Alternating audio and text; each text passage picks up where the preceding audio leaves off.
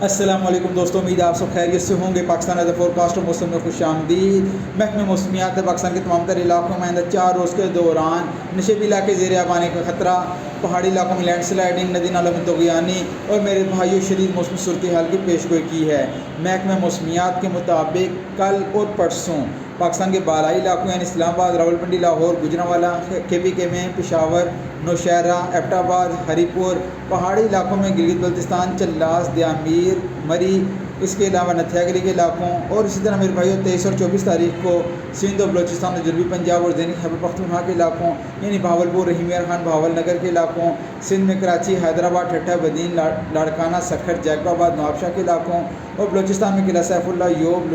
خزدار، لورا leak, Kohlu کے علاقوں، بولان، سبی کے علاقوں، خزدار، زیارت اور بارخان کے علاقوں میں شدید بارشوں اور سیلابی صورتحال کے امکانات ہیں۔ مزید ویڈیوز کے لیے ہماری اس ویڈیو کو شیئر کریں اور اس